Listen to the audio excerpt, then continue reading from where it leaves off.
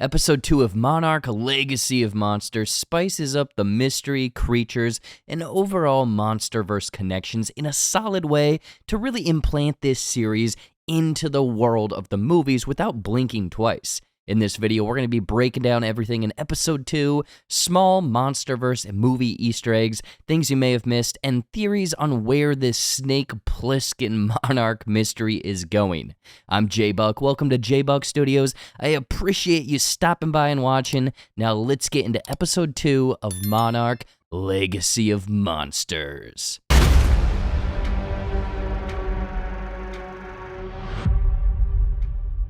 Starting with the past timeline, in my opinion, the superior timeline, we go back in time to 1952's Manila, where Lee Shaw is set up on an escort mission for a Japanese researcher or scientist who we find out is Kyoko, so this being their first time meeting one another. The reason Lee Shaw is probably stationed in Manila at this time, the Philippines, is because of the 1951 United States and Philippines Mutual Defense Treaty, stating that either party would help the other one out if there was an external attack on them. It's also pretty coincidental that the first Muto sighting at the end of this episode takes place in the Philippines, being the same location where the one Muto larva was first discovered in 1999 in the 2014 Godzilla film. Moving along, Kyoko is on the hunt for spikes in atmospheric ionized radiation, essentially the same junk that they were hunting down in Episode 1. Driving her deep into the jungle, and just by rare happenstance, this is the meet cute between her and Bill Randa, and I guess also Lee Shaw, adding to the threesome nature that we saw in Episode 1. Bill is using the same camera that we see him use in Kong Skull Island, informing the others that he is a cryptozoologist, essentially a pseudo-scientist searching for and studying the unknown, legendary, or extinct animals. So it's this interesting dynamic between the two because both are hunting the same exact thing, while one is leaning into the science aspect of it, while the other is fiction, all confirmed with their maps and satellite images lining up. Now, their conversations bring up some subtle Easter egg teases, like Shaw calling Randa a jungle hermit, of which is exactly who he is in Kong Skull Island, while Kyoko asks why Mutos are said to be terrestrial rather than from outer space, a nod to some of Godzilla's previous villains coming from outer space, most notably 1994's Godzilla versus Space Godzilla, featuring Space Godzilla. Duh. Their search leads them to a shipwrecked USS Lawton. Kyoko had no clue that they would stumble upon this, while Bill had a sneaking suspicion that this is exactly where he'd find the ship.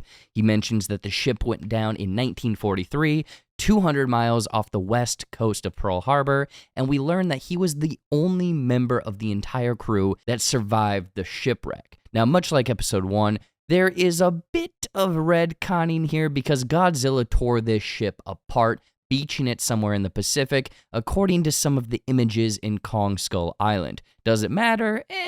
Not really, just letting you know, as the ship is attacked by the same ionized radiation-spewing mythical dragon that the myths and stories alluded to, more than likely feasting on any sort of leftover nuclear waste on the ship.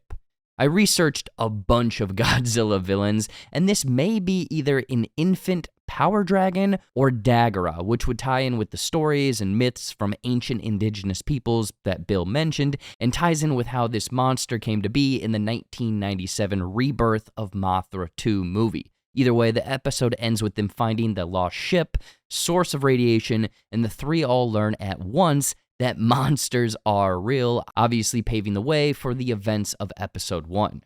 Now, in the present timeline, it's all about the Monarch agent Tim and his muscle Duval hunting down the missing Monarch files that caused the system alert in Episode 1.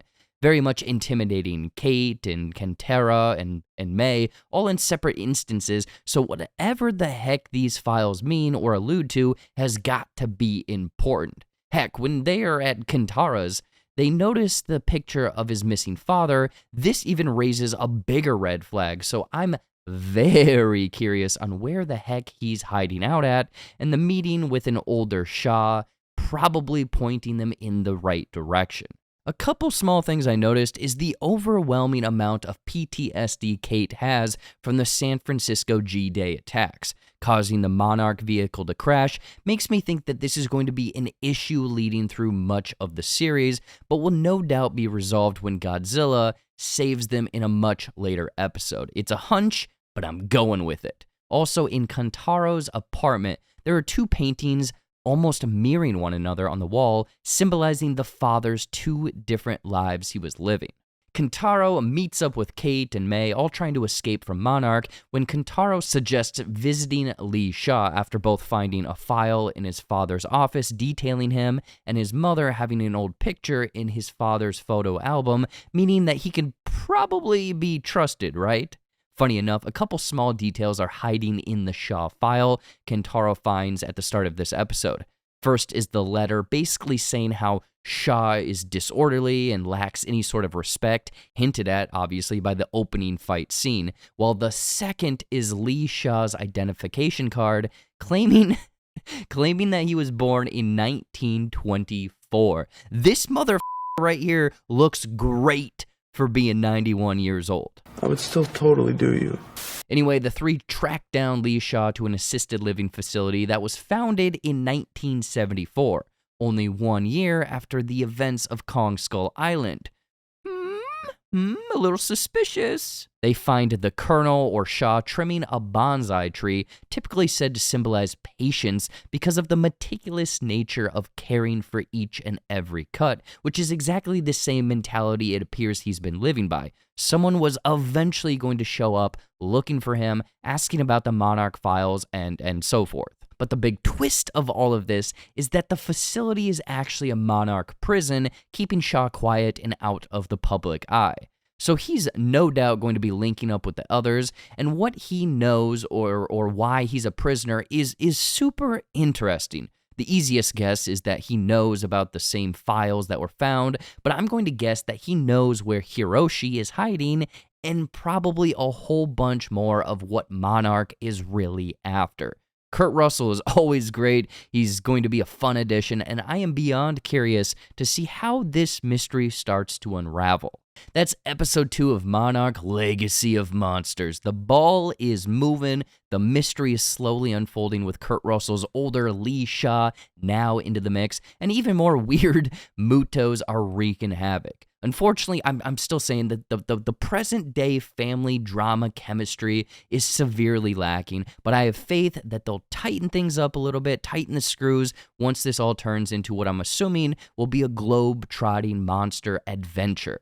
But let me know your thoughts, feelings, and whether or not this MonsterVerse connected series is working or not in the comments below. Giveaway competitions have started up again, as we'll be giving away 3 random 2023 Blu-ray movies on the 15th of December, and all you gotta do to get a chance of winning this is like this video, make sure to subscribe with notifications on, and drop a comment below with your thoughts on Monarch Legacy of Monsters. We pick the comments at random, and the winners will be listed on screen in December. And if you haven't, please check out all of my other social media accounts from my Shorts and Clips YouTube channel, TikTok, Instagram, Facebook, everything. We'll be covering Monarch every single week, so subscribe to stay up to date on everything. Bye-bye, drive safe, and you know what? Remember to drink water, everyone. You need it. You're thirsty. You're dehydrated.